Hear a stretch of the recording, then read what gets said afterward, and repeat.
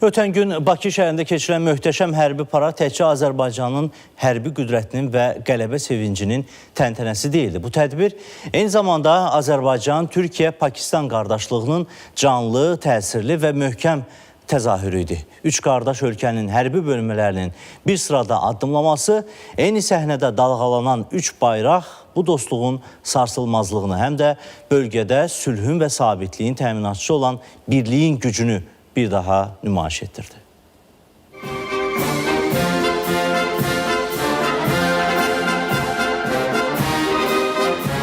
Tarixi köklərə söykənən birlik Azərbaycan, Türkiyə və Pakistan arasında münasibətlərin təməli təkcə diplomatik sənədlərlə deyil, dərin tarixi, dini və mədəni bağlılıqlarla möhkəmlənib. Hələ 20-ci əsrin əvvəllərindən bu xalqlar bir-birinin sevincinə sevinib, dərdinə şərik olublar. Pakistan 1991-ci ildə Azərbaycanın müstəqilliyini tanıyan ilk dövlətlərdən biri olub.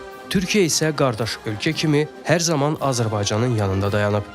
İstər 44 günlük vətən müharibəsindən əvvəl, istərsə də sonraki proseslərdə, siyasi, diplomatik mübarizədə Azərbaycanın mövqeyini layiqli şəkildə dəstəkləyib. Bugün həmin tarixi dostluq artıq yeni mərhələyə qədəm qoyub. Strateji, hərbi və ortaq gələcək vizyonu üzərində qurulan çoxşaxəli əməkdaşlıq. Bakıda keçirilən hərbi parad bir daha göstərdi ki, bu üç dövlətin birliyi sadəcə söz deyil, əməl birliyidir. İlk dəfə idi ki, Azadlıq meydanında təşkil olunmuş paradda qardaş Pakistan hərbçiləri də iştirak edirdi və bu bizim gücümüzə güc qatan və qardaşlığımızı ifadə edən ən mühüm göstərici hesab oluna bilər.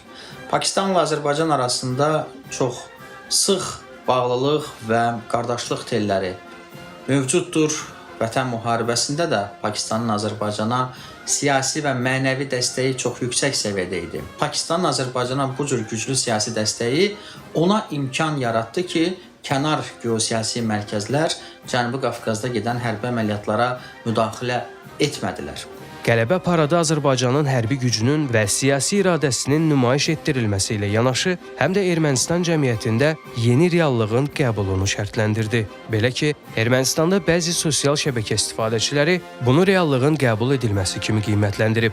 Digərləri isə Azərbaycan ordusunun regionun əsas güc mərkəzinə çevrildiyini etiraf edib. Politoloq Zaur Məmmədov deyir ki, bu parad təkcə hərbi güc nümayişi deyil, həm də regionda formalaşan yeni reallığın simvoludur. Ermənistanda Robert Koçaryanlardan tutmuş Ermənistan hakimiyyətləri kimi hər kəs başa düşür ki, Azərbaycan ordusu hansı gücə malikdir və dünənki hərbi paradda nümayiş etdirilən texnikalar, hərbi texnikalar, Türkiyə və Pakistan liderlərinin bu dəfə də hərbi paradda iştirak etmələri, zəfər günündə Azərbaycanın yanında yer almaları əlbəttə ki, onun göstəricisidir ki, təkcə Ermənistan yox, eyni zamanda Cənubi Qafqazda təhdidi gətirə biləcək dövlətlər də ehtiyatlı olmalıdır və heç kəs düşünməməlidir ki, coğrafi cəhətdən kiçik Azərbaycana qarşı hansısa təzyiqlərini edə bilərlər. Azərbaycan, Türkiyə, Pakistan qardaşlığı sadəcə siyasi ittifaq deyil, xalqların ürəklərində yaşayan, keçmişdən gələcəyə uzanan bir mənəvi bağdır. Bu birlik zamanla daha da güclənəcək. Bölgəmizin və bəşəriyyətin rifahı naminə sülhün, ədalətin və qardaşlığın bayrağını ucaldacaq. Əkbər Əlizadə, Sərdar Əliskəndərli, ATV Xəbər.